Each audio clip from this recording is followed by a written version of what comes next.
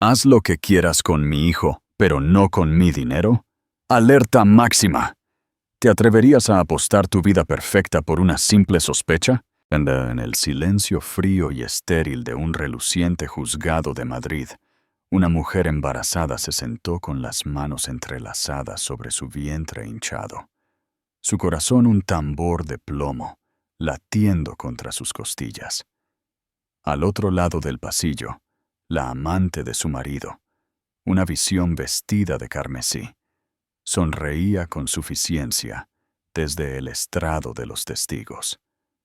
El aire era denso, cargado de mentiras, traición y el veneno en sus ojos al mofarse de la mera existencia del niño nonato. Ella creía que era intocable, que su victoria estaba asegurada, pero no contaba con la jueza, una mujer que lo había visto todo y a cuya mirada no se le escapaba nada. En los momentos que siguieron, el mazo permanecería en silencio, pero una sola pregunta, tranquila y precisa, detonaría la verdad y cambiaría sus vidas para siempre. Carla Ponce creía en la arquitectura de una vida perfecta. Había construido la suya meticulosamente, ladrillo a ladrillo, junto a su marido, David Peinado. Su ático en el barrio de Salamanca, Madrid, era un testimonio de su éxito, una obra maestra de 4 plantas de maderas restauradas, latón reluciente y ventanales que bebían la luz de la tarde. Había aparecido en revistas de diseño. Su vida era, a todas luces, una historia de portada. David era una estrella en ascenso en la banca de inversión. Su ambición, una fuerza magnética y afilada que la había atraído inicialmente.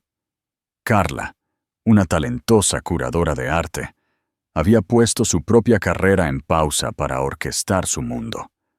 Un mundo de galas benéficas, renovaciones de buen gusto y un amor que parecía tan sólido como el roble centenario de su jardín.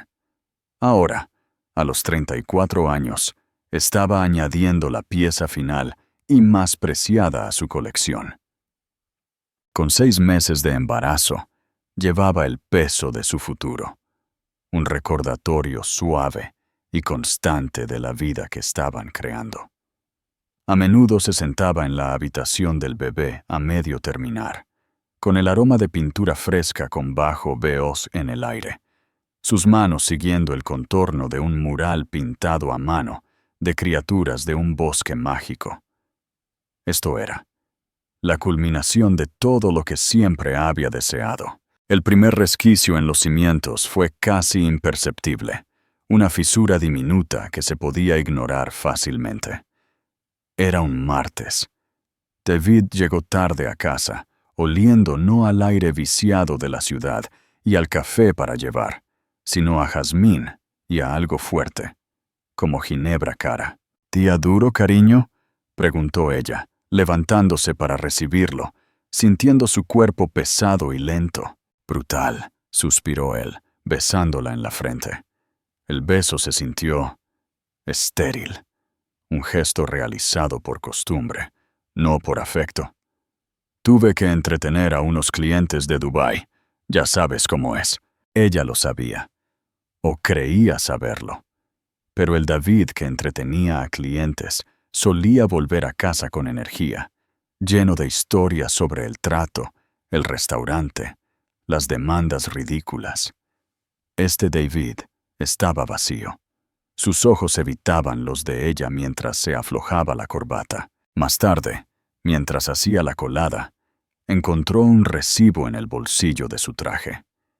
Era de un bar del que nunca había oído hablar, el Club Ícaro, con un sello de hora a las 11:45 p.m. 2 copas, un cóctel Midnight Bloom con ginebra y un single malt scotch. Extraño para una reunión con clientes que supuestamente era una cena copiosa. Se dijo a sí misma que eran las hormonas, que el embarazo la estaba volviendo paranoica. Tiró el recibo, pero el nombre del cóctel, tan floral y femenino, se le quedó grabado en la mente. Una semana después, otra grieta. Él estaba en la ducha cuando su móvil, boca arriba en la mesilla de noche, vibró. Un mensaje de CCR apareció en la pantalla de bloqueo. La noche de ayer fue increíble. No puedo dejar de pensar en ti. A Carla se le cortó la respiración. Su corazón golpeó contra sus costillas. Un pájaro frenético atrapado en una jaula que ella misma había construido. C-R. ¿Quién era Z? R. Se quedó inmóvil, las palabras grabándose en su memoria. Podría confrontarlo. Podría gritar. Tirar el teléfono. Destrozar la fachada perfecta. Pero, ¿y si se equivocaba? ¿Y si era un malentendido? El miedo a estar equivocada solo era eclipsado por la certeza aterradora de que tenía razón. Cuando salió del baño, el vapor curvándose alrededor de sus anchos hombros, la vio mirando el teléfono. No se inmutó. Simplemente lo cogió, echó un vistazo a la pantalla y se lo metió en el bolsillo con una calma inquietante. «Cosas del trabajo», dijo, su voz una mentira suave y ensayada. «Esta nueva analista está un poco demasiado impaciente». Llamó a la analista él. Él.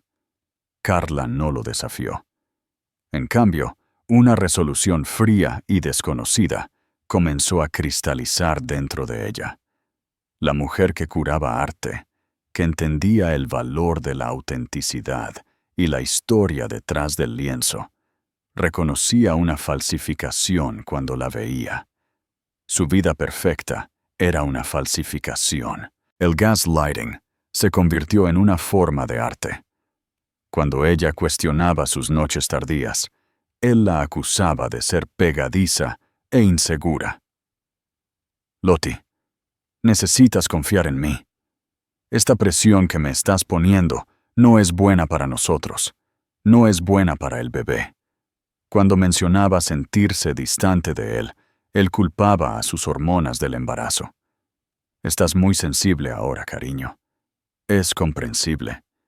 Él la hacía sentir como si ella fuera la que estaba perdiendo el control, la que estaba poniendo en peligro su mundo perfecto con sus sospechas infundadas. El golpe final y demoledor llegó un mes antes de su fecha de parto. Se suponía que David estaba en un viaje de negocios en Barcelona. La llamó todas las noches, su voz llena de una convincente pero vacía pena por estar lejos de ella. La segunda noche, tuvo problemas para dormir y decidió usar su tablet compartida para leer. Abrió el navegador web y la última página que David había visitado seguía abierta. No era un informe financiero ni una reserva de hotel. Era el sitio web de una joyería de alta gama. Y en el historial de búsqueda, un solo artículo: el medallón Auden, oro rosa. No era para ella. Su cumpleaños había pasado hacía meses, su aniversario era en primavera y la Navidad era un pensamiento lejano. Este era un regalo para otra persona, un regalo secreto. Impulsada por una curiosidad desesperada y enfermiza, abrió su nube de fotos compartida. Rara vez la usaba, pero David era meticuloso al hacer copias de seguridad de todo. Desplazó la pantalla pasando años de fotos sonrientes de vacaciones, reuniones familiares e imágenes de su casa. Y entonces lo vio. Una carpeta que él había creado, descuidadamente nombrada Fin de Semana. Era un álbum de 2 meses antes, el fin de semana que supuestamente estuvo en una conferencia bancaria en Lisboa. Allí estaba él, sonriendo en un barco, el sol brillando en sus gafas de sol. Y a su lado, con el brazo envuelto posesivamente alrededor de su cintura, había una mujer. Era impresionante de una manera que se sentía agresiva. Pómulos afilados, cabello azabache cortado en un bob severo y ojos que ardían con una confianza desafiante. Llevaba un bikini que mostraba un cuerpo delgado y trabajado.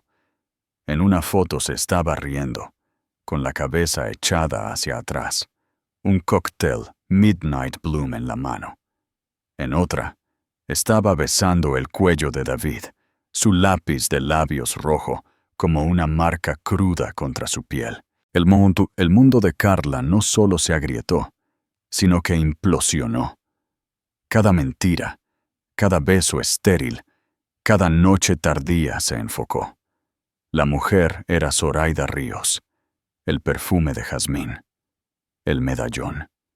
Todo era para ella. Mientras Carla estaba sentada allí, la fría luz azul de la tablet iluminando su rostro surcado de lágrimas, sintió la patada del bebé. Una vida pequeña e inocente atrapada en los restos de una mentira devastadora. La jaula dorada se había roto y ella era finalmente, aterradoramente, libre. Los días que siguieron fueron un borrón de duelo administrado. Carla se movía por su hermosa y vacía casa como un fantasma, el silencio amplificando el rugido en sus oídos.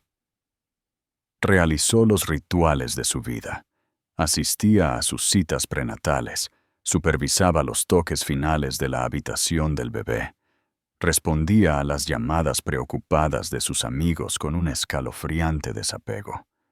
Era una actriz interpretando el papel de la madre felizmente embarazada, mientras por dentro desmantelaba metódicamente el escenario. Sabía que necesitaba más que una carpeta de fotos.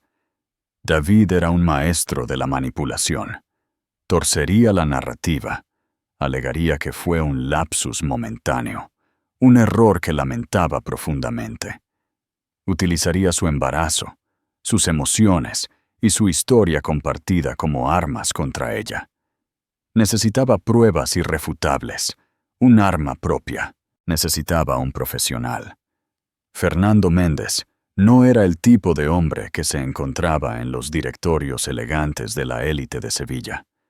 Su oficina era un pequeño tercer piso sin ascensor, sobre una panadería, en una parte menos de moda de la ciudad, oliendo ligeramente a café viejo y cinismo. Era un ex policía de unos 50 y tantos años, con un traje arrugado y ojos que habían visto lo peor de la naturaleza humana y ya no se sorprendían por nada. Carla, sentada frente a él en una silla de cuero gastada, se sentía completamente fuera de lugar.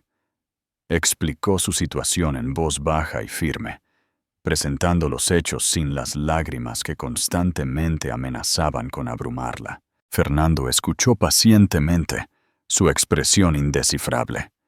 «Es cuidadoso», terminó ella, su voz apenas un susurro. «Cree que es más inteligente que todos». «Todos lo creen, señora Peinado», dijo Fernando, su voz un barítono áspero. Ese es su mayor error. Durante las siguientes 2 semanas, Fernando se convirtió en su sombra, un aliado invisible en una guerra que ella luchaba sola. Fue discreto, eficiente, y valió cada céntimo del considerable honorario que le pagó de una cuenta privada que había mantenido desde antes de su matrimonio. El informe no llegó en un sobre de Manila, sino como un archivo digital protegido con contraseña. Fernando le aconsejó que lo viera en un ordenador seguro, lejos de la red de su casa. Condujo hasta una biblioteca pública, sus manos temblando en el volante, y abrió el archivo en un cubículo aislado. Era peor de lo que jamás podría haber imaginado. Fernando no solo había confirmado la aventura, sino que había documentado toda su arquitectura. Había fotos de David y la mujer, cuyo nombre el informe confirmó como Zoraida Ríos, directora senior de marketing en una empresa rival, entrando en un elegante y moderno edificio de apartamentos en el distrito de Chamartín. Un apartamento, según la investigación de Fernando, que estaba alquilado a nombre de Zoraida, pero cuyos pagos se transferían automáticamente desde una cuenta offshore que David había creado hacía años.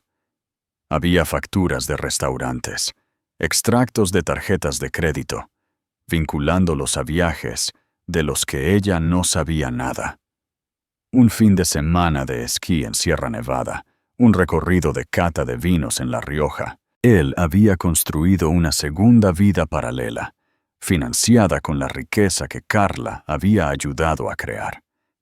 El informe detallaba los antecedentes de Zoraida: ambiciosa, divorciada, conocida en su círculo profesional por ser implacable.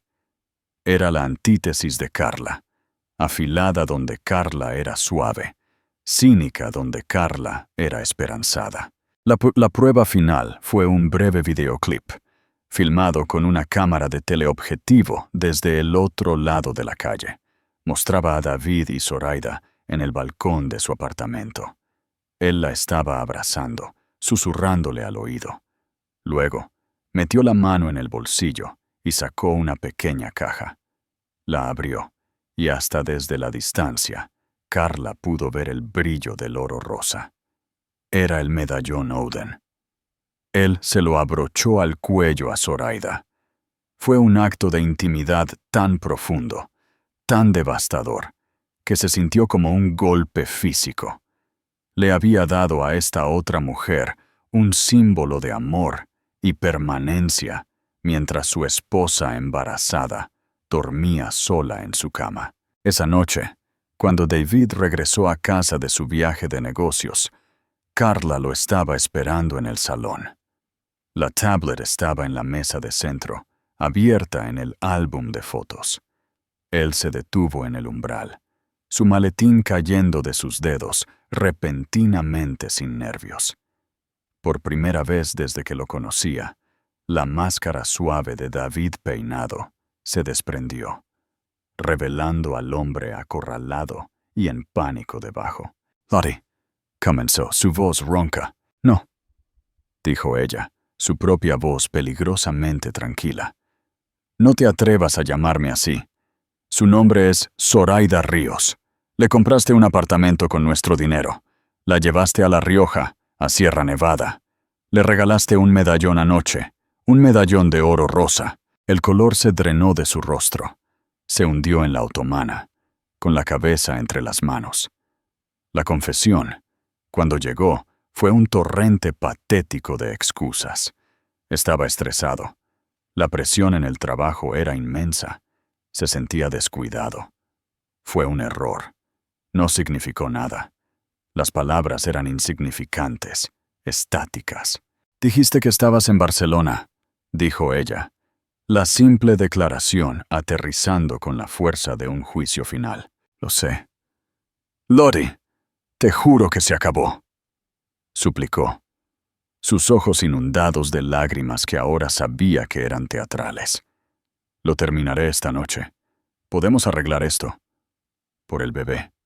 Por nosotros». Seguía mintiendo. No lamentaba lo que hizo. Lamentaba haber sido descubierto. El hombre que había amado, el hombre cuyo hijo estaba llevando, era un extraño. Un estafador que le había vendido un sueño hermoso y vacío. «No hay un nosotros, David», dijo ella, levantándose, el movimiento lento y deliberado. «Solo existimos yo y este bebé. Y nos vamos». Hacer la maleta fue un acto de precisión quirúrgica.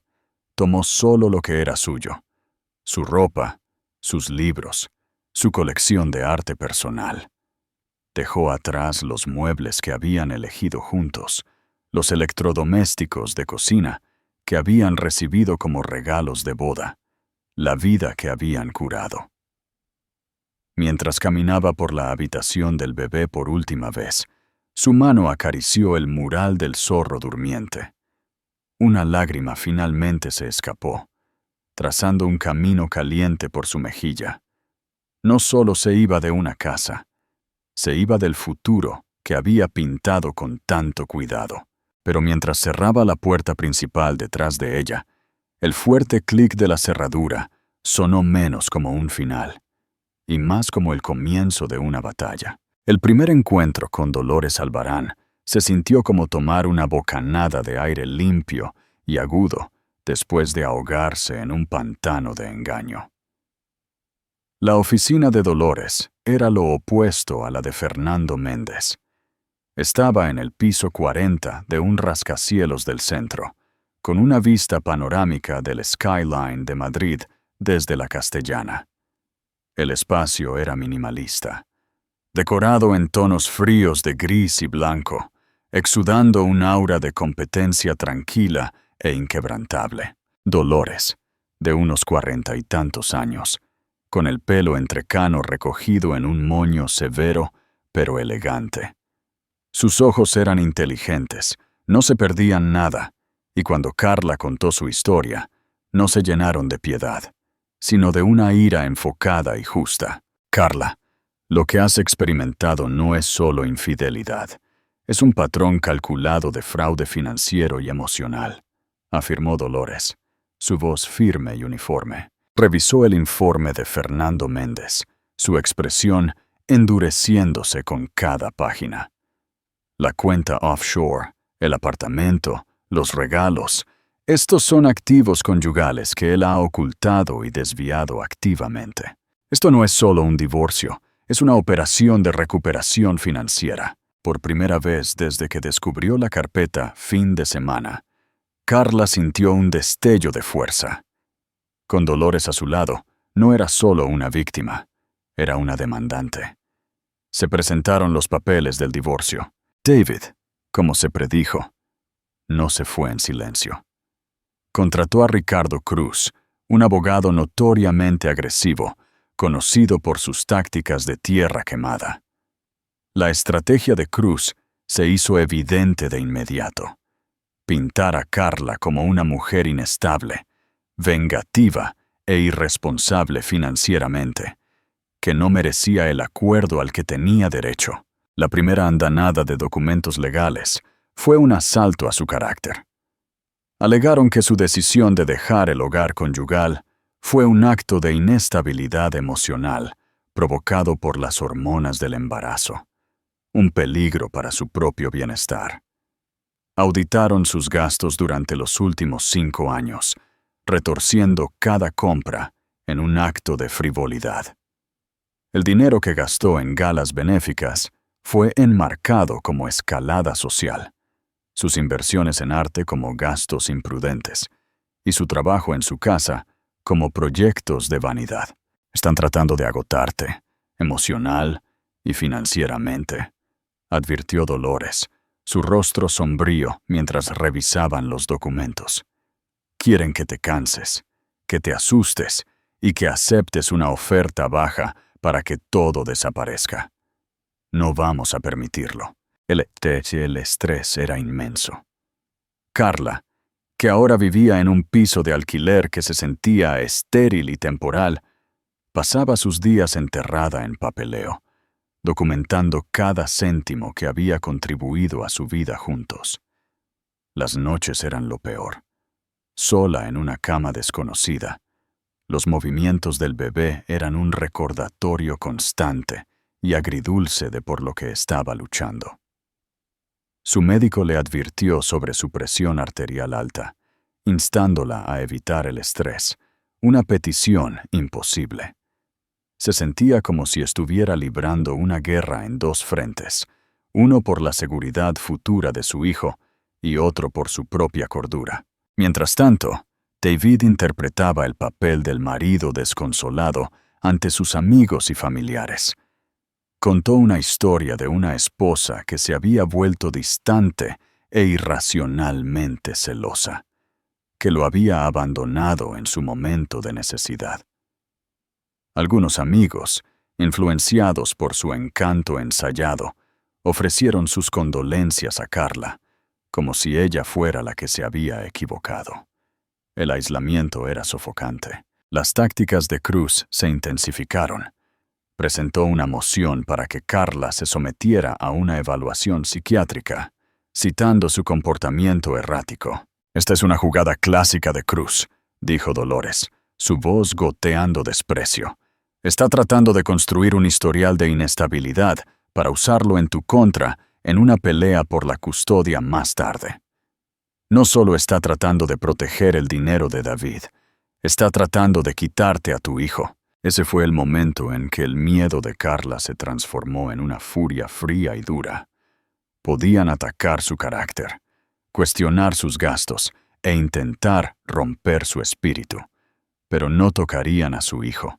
Lucha contra él, Dolores, dijo, su voz temblorosa pero resuelta. Lucha contra ellos con todo lo que tengas. Dolores sonrió, una sonrisa fina y peligrosa.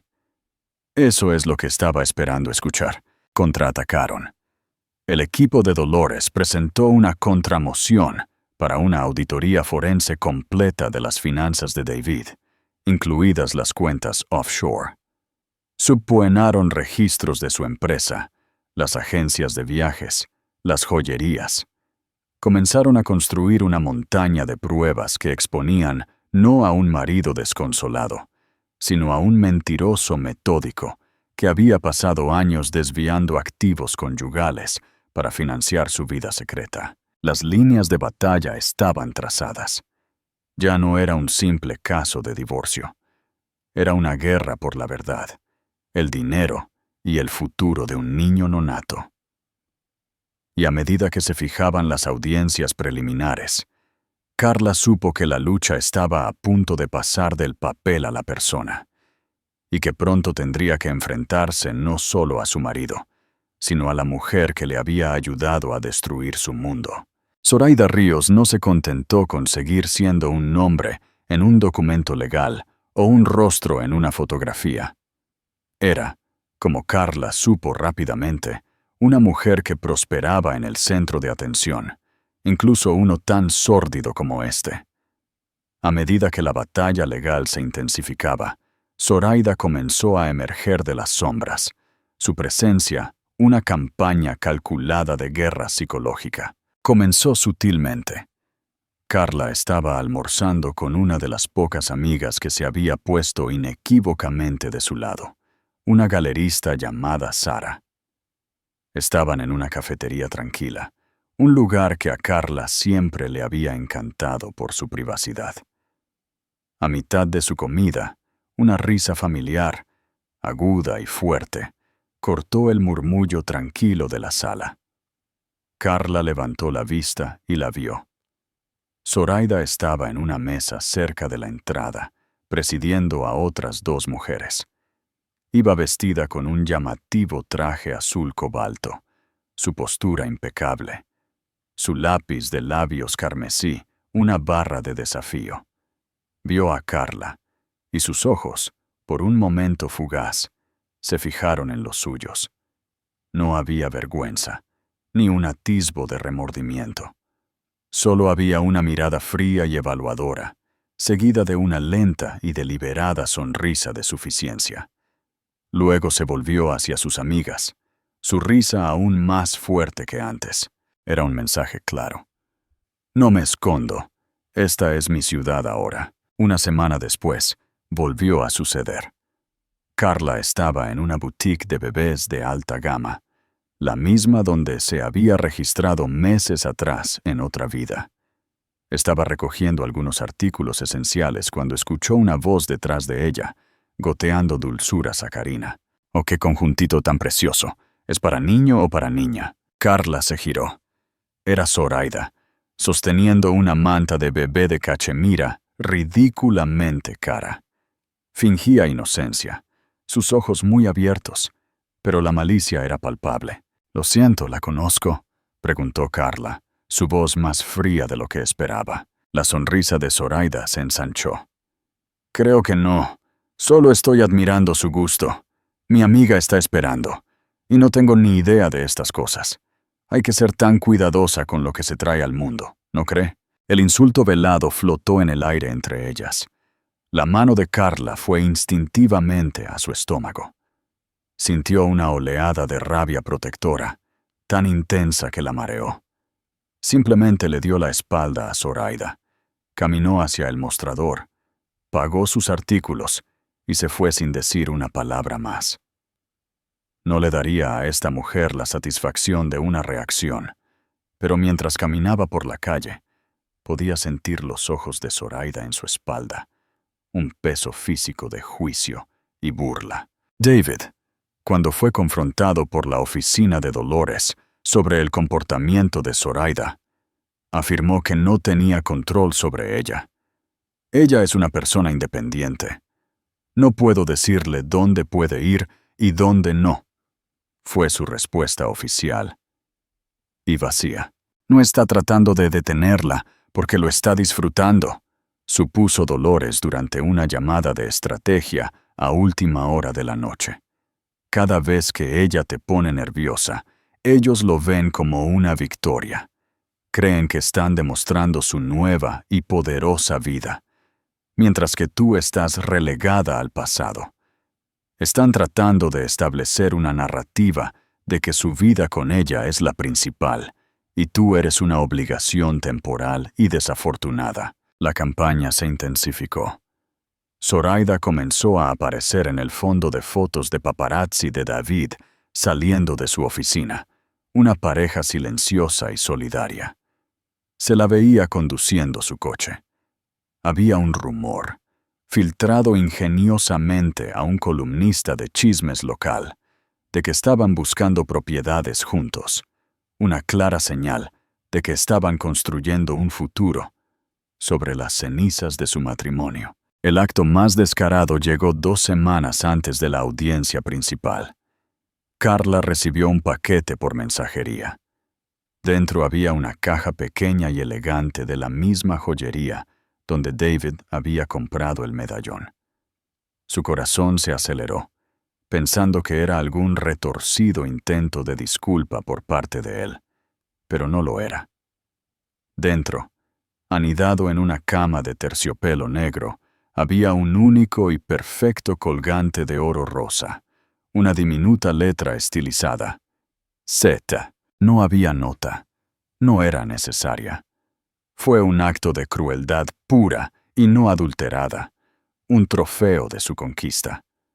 Era la forma de Zoraida de decir: tengo lo que creías que era tuyo, tengo las joyas, tengo al hombre, y no te tengo miedo. Carla no lloró. Cogió la caja, caminó a la cocina y la dejó caer en el triturador de basura. Encendió el interruptor, y el rugido furioso y chirriante de la máquina destrozando el metal fue el sonido más satisfactorio que había escuchado en meses. Fue entonces cuando comprendió a su oponente.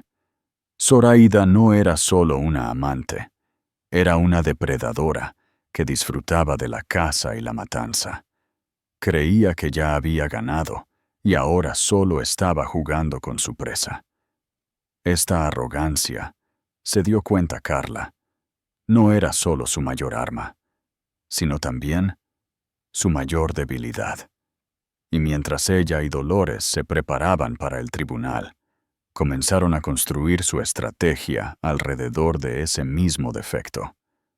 Zoraida quería ser vista, quería testificar, quería su momento para regodearse.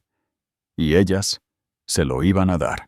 La honorable jueza Margarita Herrera presidía la sala de lo familiar 4B. Era una mujer de unos 60 años, con fama de ser aguda, justa y poseer una habilidad casi sobrenatural para detectar falsedades. Su sala era su reino, y lo dirigía con un aire de autoridad tranquila que podía hacer temblar a los abogados más experimentados. Hoy, el aire en la 4B era particularmente gélido. Carla se sentó junto a Dolores, su postura recta, sus manos descansando sobre la suave curva de su vientre. Llevaba un sencillo vestido de maternidad azul marino, un marcado contraste con el espectáculo al otro lado del pasillo. David se sentó junto a Ricardo Cruz, luciendo pálido y tenso. Su caro traje poco hacía para ocultar su incomodidad, pero todos los ojos estaban puestos en la mujer sentada detrás de él. Zoraida Ríos se había vestido para la guerra. Llevaba un vestido rojo sangre que abrazaba su figura, su cabello oscuro y elegante, su maquillaje impecable. Parecía haber salido de la portada de una revista y entrado en una disputa legal menor. Se encontró con la mirada de Carla, con una mirada de triunfo no disimulado, una pequeña sonrisa cruel jugando en sus labios. No era una testigo, era una vencedora tomando su lugar en el estrado. La mañana fue un tedioso pero brutal ejercicio a través de las revelaciones financieras. Cruz, el abogado de David, hizo todo lo posible para retratar a David como un hombre generoso del que se estaban aprovechando. Presentó pruebas del estilo de vida que Carla había disfrutado, enmarcando el hogar conyugal, las vacaciones y su colección de arte como regalos extravagantes de un marido cariñoso, no como activos compartidos que ella había ayudado a construir. Dolores, en sus contrainterrogatorios, fue una maestra de la devastación tranquila. Con precisión metódica, introdujo pruebas de las cuentas ocultas de David, sus bonificaciones no declaradas y las vastas sumas de dinero canalizadas hacia su vida con Zoraida. Por cada euro gastado en un regalo para Carla, Dolores presentó 2 euros gastados en un viaje de esquí secreto o un alquiler de un coche de lujo para su amante. La narrativa comenzó a cambiar. David ya no era la víctima. Era un depredador financiero. Luego, después del receso para el almuerzo, Cruz hizo un movimiento que fue a la vez audaz e increíblemente tonto. La defensa llamó a Zoraida Ríos al estrado. Un murmullo recorrió la pequeña galería. Llamar a la amante a testificar era una apuesta de alto riesgo. Podía pintar al marido como un hombre que había encontrado la verdadera felicidad después de escapar de un matrimonio miserable, o podía ser un tiro por la culata espectacular, mostrando su asombrosa falta de juicio. Cruz apostaba por lo primero. Apostaba por el carisma y la confianza de Zoraida para ganarse a la jueza. Zoraida caminó hacia el estrado con la confianza de una CEO entrando en una sala de juntas. Juró el juramento, su voz clara y firme, y se sentó en la silla como si fuera un trono. Cruz comenzó su interrogatorio, su tono suave y solícito. Señorita Ríos, ¿podría describir la naturaleza de su relación con el señor Peinado? David y yo tenemos una conexión profunda y significativa, comenzó Zoraida, sus ojos buscando a David con adoración ensayada. Nos encontramos en un momento en que él se sentía increíblemente aislado y solo. ¿Aislado? ¿Solo? Pero estaba casado, incitó Cruz. Lo estaba, dijo Zoraida, su voz teñida de una tristeza teatral. Pero una casa no es un hogar. Estaba en una sociedad que carecía de apoyo, de pasión. Estaba proporcionando una vida maravillosa, pero recibía muy poco a cambio emocionalmente. Era buena. Era muy, muy buena. Pintó un cuadro de David como un hombre solitario e incomprendido, y de Carla como una esposa fría y materialista que estaba más interesada en subastas de arte que en las necesidades emocionales de su marido. Habló de sus intereses compartidos, sus charlas nocturnas, sus planes de futuro. ¿Y cuáles son esos planes?, preguntó Cruz. Construir una vida juntos, una asociación real basada en el respeto mutuo y el amor, dijo Zoraida, su mirada vagando hacia Carla, un rastro de hielo en sus ojos. Dolores objetó esporádicamente, por motivos de especulación o rumor, pero en su mayor parte dejó hablar a Zoraida. La observó, dejándola construir su propio escenario, dejando que su confianza se hinchara hasta convertirse en pura arrogancia, no adulterada. El verdadero espectáculo comenzó cuando Dolores se levantó para su contrainterrogatorio. Se acercó lentamente al estrado, su expresión tranquila, casi serena. Señorita Ríos, usted ha pintado un cuadro muy romántico de su relación con el señor Peinado, comenzó Dolores, su voz suave. Afirma que está construida sobre una base de honestidad y respeto mutuo. Es correcto, dijo Zoraida, levantando la barbilla desafiante. Entonces, lo respetó mientras él le mentía activamente a su esposa embarazada todos los días. Respeté al hombre que estaba luchando por ser. Estaba atrapado, replicó Zoraida, su compostura resquebrajándose por primera vez. ¿Atrapado? Repitió Dolores la palabra, dejándola flotar en el aire. Una elección de palabras interesante. Hablemos del apartamento en el distrito de Chamartín, en el que vive usted. ¿Quién paga el alquiler? Yo lo hago, dijo Zoraida rápidamente, demasiado rápido. ¿De verdad? Porque nuestro contable forense ha rastreado cada pago de ese alquiler durante los últimos 18 meses directamente a una entidad offshore propiedad y controlada por el señor Peinado. Una entidad de la que su esposa no tenía conocimiento. ¿Sabía usted que estaba viviendo en un apartamento pagado con fondos conyugales robados? Zoraida se ruborizó. David se encarga de parte de mi planificación financiera. Es complicado. Estoy segura de que lo es, dijo Dolores secamente. Y los viajes, los regalos, el medallón Auden, ¿también formaban parte de este complicado plan financiero? Cruz se puso de pie de un salto. Protesto, señoría. La letrada está hostigando a la testigo. Señorita Albarán, su punto está claro. Siga adelante, dijo la jueza Herrera, con los ojos fijos en Zoraida. Dolores asintió. Había establecido el engaño financiero.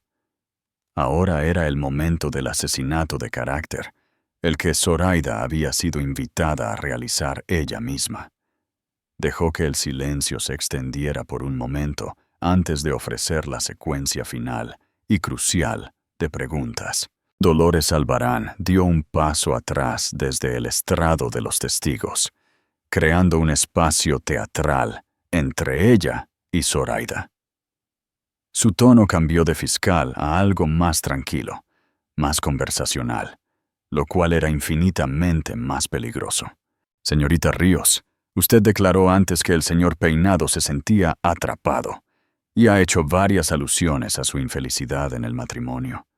Seamos claros, está sugiriendo que su esposa, la señora Peinado, ¿es la única razón de esa infelicidad? Zoraida se inclinó hacia adelante, viendo su oportunidad. Este era el momento que había estado esperando. La oportunidad de asestar el golpe mortal delante de todos.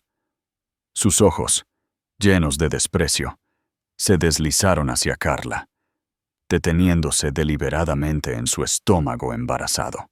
David es un buen hombre, un hombre generoso, comenzó Zoraida, su voz goteando piedad condescendiente. Quería una pareja, una igual, no una dependiente. Sintió que las paredes se cerraban mucho antes de eso. Hizo un gesto sutil y despectivo hacia el abdomen de Carla. Los jadeos ondularon a través de la sala. Fue un ataque sorprendentemente cruel y directo. Ricardo Cruz se movió incómodo. Incluso David tuvo la decencia de mirar sus manos. Zoraida no había terminado. Presionó su ventaja, su voz elevándose con justa indignación.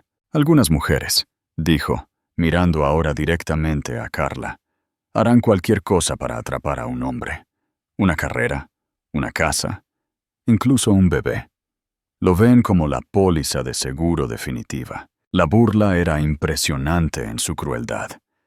No era solo una amante, era una ejecutora, avergonzando públicamente a una mujer embarazada a la que había agraviado. Carla sintió que la sangre se drenaba de su rostro. Sintió 100 pares de ojos sobre ella, una mezcla de lástima y curiosidad morbosa. Dolores colocó una mano tranquilizadora en su brazo, una orden silenciosa para que se mantuviera fuerte. Dolores se giró hacia la jueza. Protesto, señoría. La testigo está especulando y haciendo declaraciones difamatorias e incendiarias. Lo permitiré, dijo la jueza Herrera, su voz inesperadamente tranquila. Su rostro era una máscara indescifrable, pero sus ojos, como fragmentos de granito, estaban entrecerrados, enfocados intensamente en Zoraida. Le estaba dando toda la cuerda que necesitaba. Zoraida sonrió con suficiencia, creyendo que la jueza estaba de su lado. Había ganado. Había declarado públicamente a Carla como una cazafortunas paridora y se había salido con la suya. Su victoria parecía absoluta. Dolores Albarán dejó que las viles palabras flotaran en el aire envenenado por un largo momento. No miró a Zoraida. En cambio, se dirigió a la jueza. «Señoría, no tengo más preguntas para esta testigo». Cruz pareció aliviado. Se acabó. Zoraida había entregado su frase clave y podían seguir adelante.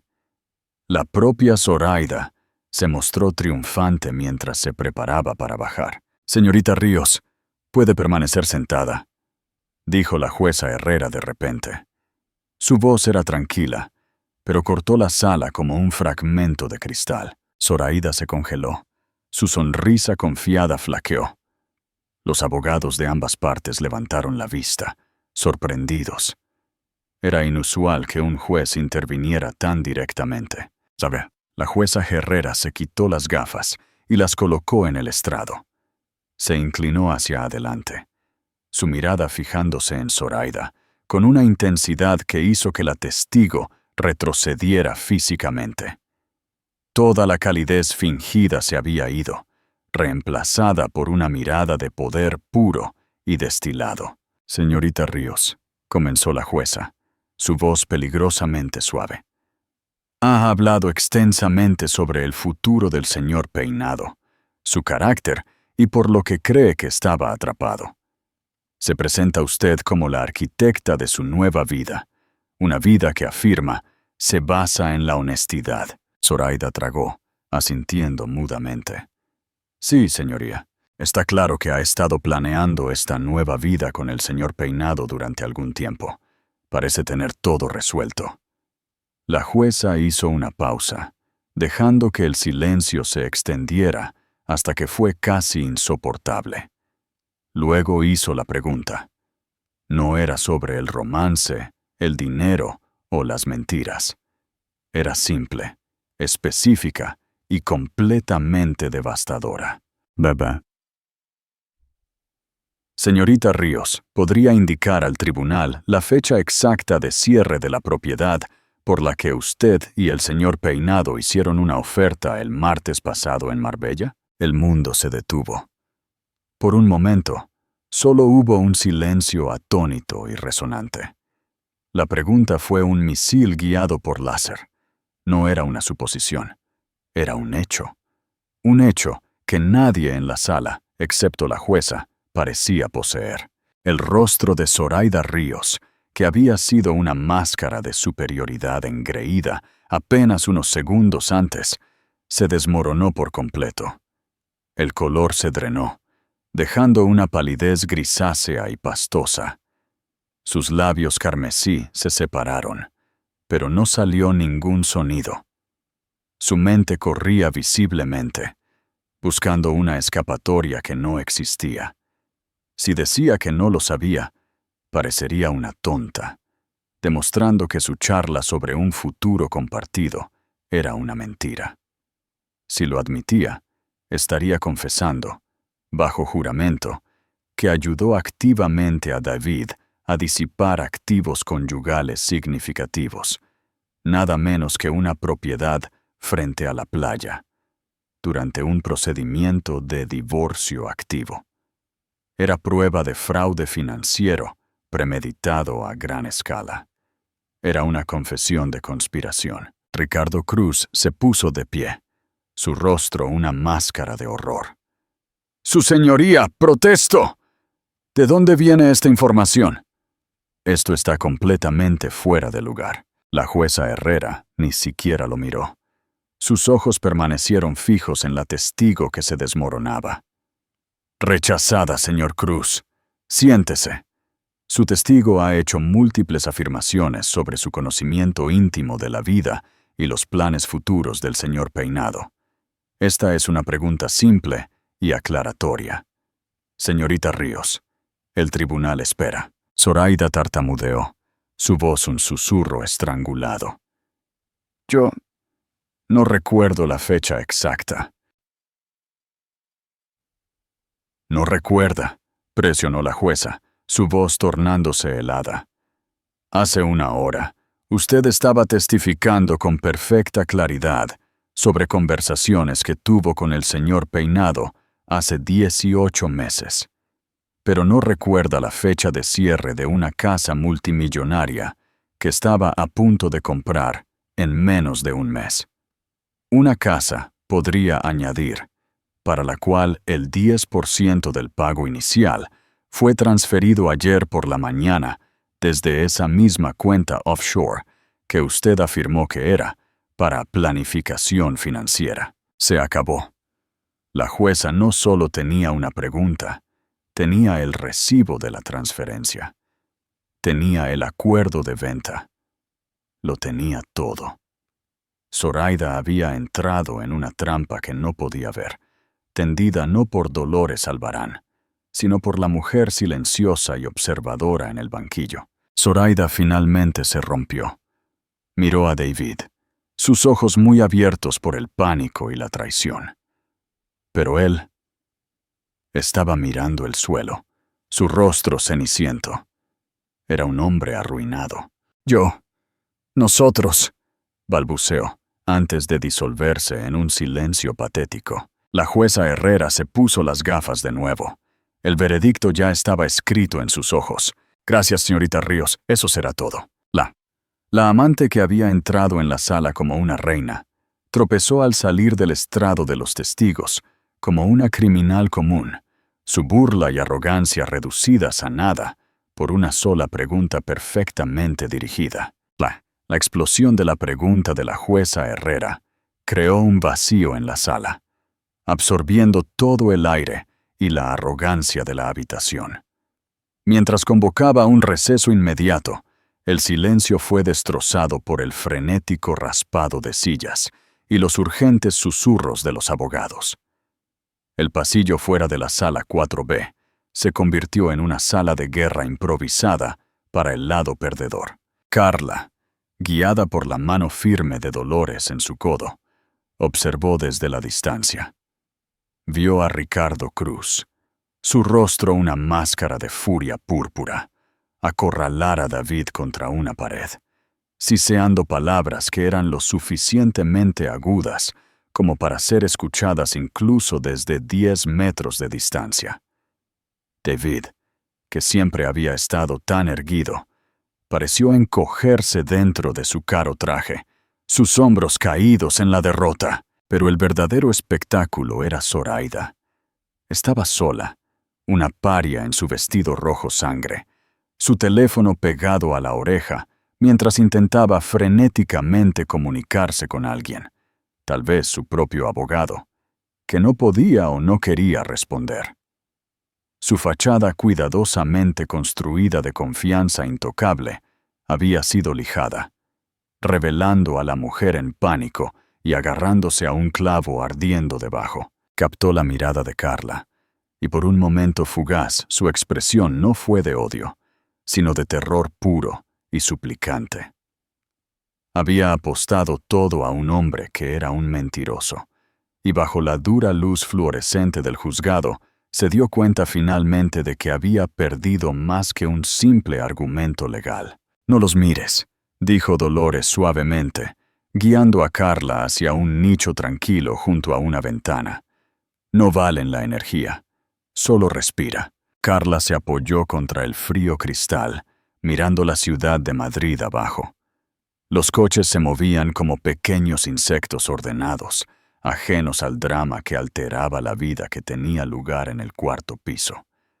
Durante meses había estado cargando un peso tan pesado que se había sentido como una parte física de ella.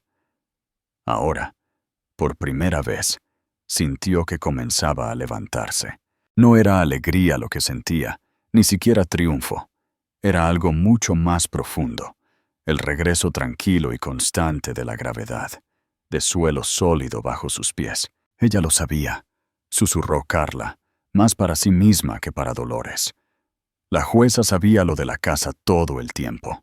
Los buenos jueces escuchan todo, Carla, respondió Dolores, una sonrisa rara y genuina adornando sus labios.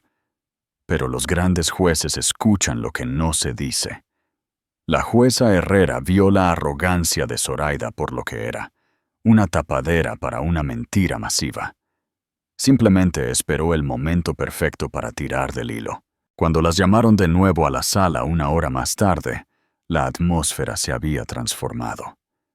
El aire de debate legalista se había ido, reemplazado por la solemnidad de una sentencia. David y Zoraida se sentaron separados ahora, su alianza rota irrevocablemente. Ricardo Cruz parecía demacrado y derrotado. La jueza Herrera entró y tomó asiento, su rostro grabado con una severa resolución. Se puso las gafas y miró los documentos que tenía delante, aunque estaba claro que no necesitaba notas. Su mirada recorrió a David y Zoraida, inmovilizándolos con pura fuerza de voluntad.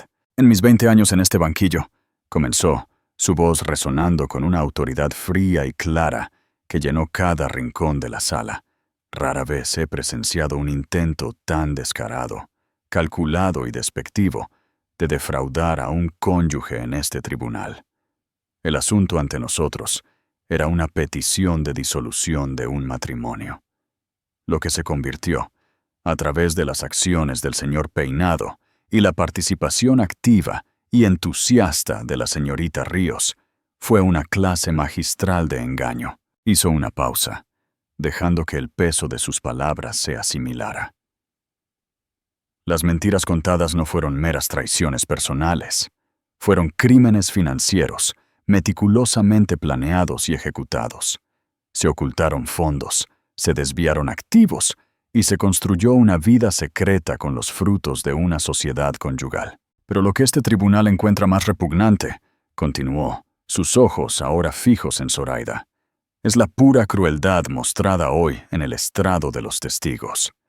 Señorita Ríos no se contentó con simplemente beneficiarse de su aventura.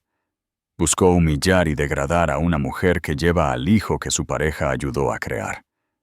Se burló de su embarazo, llamándolo una póliza de seguro, mientras usted misma intentaba asegurar un activo multimillonario pagado con dinero robado. La ironía sería ridícula si la malicia no fuera tan profunda. La jueza Herrera luego dirigió su implacable mirada a David. Y usted, señor Peinado, se quedó quieto y permitió que esto sucediera. Usted financió toda esta farsa de vida, creyendo que estaba por encima del escrutinio, por encima de la ley, y ciertamente por encima de la decencia que se le debía a la mujer, que es la madre de su hijo nonato. El fallo, cuando lo pronunció, fue rápido y absoluto. Fue una aniquilación completa de la posición legal de David. A Carla se le otorgó el 70% de todos los activos conyugales documentados. Esto incluía el valor liquidado completo de cada euro en la cuenta offshore y la pérdida inmediata del 10% del pago inicial de la propiedad de Marbella. El ático del barrio de Salamanca, el hogar en el que Carla había puesto su corazón, fue declarado su propiedad única y separada, libre de cualquier reclamo de él. Como medida final, la jueza ordenó a David pagar cada céntimo de los considerables honorarios legales de Carla, y luego fijó una cifra de manutención infantil que se basó no en sus ingresos ahora disminuidos, sino en su potencial de ingresos probado y el estilo de vida que había establecido, asegurando que su imprudencia financiera no penalizaría a su hijo. Pero ella no había terminado. El golpe aplastante final aterrizó con la fuerza de un mazo. Dada la evidencia de ocultación deliberada de activos y el testimonio jurado que ahora parece ser perjurio, Estoy remitiendo todo este asunto a la Fiscalía para investigar posibles cargos de fraude criminal y perjurio contra el señor Peinado y la señorita Ríos. Un sollozo ahogado escapó de Zoraida. La vida que había tramado, el futuro que había pensado que estaba asegurado, se acababa de evaporar, reemplazado por la aterradora perspectiva de una acusación penal. Mientras salían, Carla caminó por un camino que la llevó directamente más allá de David. Él la miró, su rostro ceniciento, sus ojos vacíos con la plena comprensión de lo que había perdido. No era solo el dinero o la casa. Había perdido su pasado, su futuro y cualquier derecho al título de buen hombre. No quedaba nada que decir. No había disculpas que pudieran salvar el abismo que había creado. 2 meses después, en una brillante mañana de septiembre, Carla dio a luz a una niña perfectamente sana, de 3 kilos. La llamó Gracia. Sosteniendo a su pequeña y cálida hija contra su pecho, el olor estéril del hospital desvaneciéndose hasta el dulce aroma de la nueva vida, Carla entendió que el nombre era más que un simple nombre. Era un reflejo del estado que finalmente había encontrado, un estado de elegancia, de paz, de favor inmerecido después de un período de profundo sufrimiento. Esta pequeña niña era la Gracia que la había sacado de los días más oscuros. Las noticias de la caída de David y Zoraida se filtraron a través de la vid. David fue despedido de una manera pública y humillante.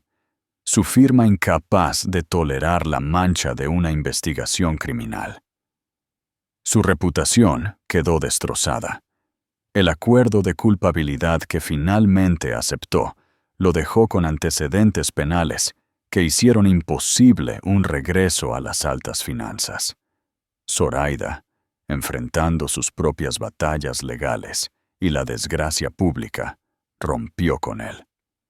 Lo último que Carla supo de un conocido mutuo fue que Zoraida había vendido su apartamento y se había mudado a América, buscando el anonimato de una nueva costa.